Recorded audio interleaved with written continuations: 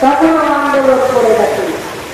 আপনারা দেখেছেন 26 দিন অনশন করে সিঙ্গুর আন্দোলন করেছে, কৃষকদের পাশে দাঁড়িয়েছে, সিঙ্গুরের রাম দুর্গকে তৎকাল করে ওখানে মানুষ সবুজায়ন তৈরি করেছে। অর্থাৎ সিঙ্গুরের সবুজ জায়গা এই সবুজ বিরাজিত করছে। আমরা আন্দোলন করতে করতে ছোট থেকে বড় হয়েছে, আজও আন্দোলন চালিয়ে যাচ্ছে। আমি মনে করি আমরা মৃত ব্যক্তিকে সম্মান করি, তাই আমরা এই পবিত্র বাণী হাতে নিয়ে আমরা বলতে পারি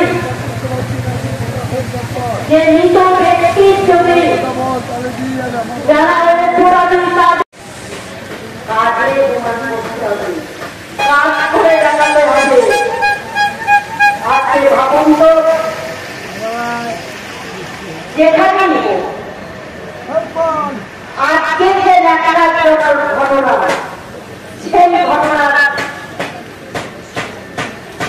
যারা দোষী তাদেরকে যে সিবিআইয়ের হাতে বিচার ব্যবস্থা তুলে দেওয়া হয়েছে, কেন চুপ করে আছে? আমরা মেয়েরা বুঝতেই পারছি না। যেখানে সেখানে সিবিআই দেখা দিচ্ছে, তাও আজকে কেন দোষীদের ধরতে পারছে না? আজকে কেন বিচার ব্যবস্থাকে হাতে নিতে পারছে না?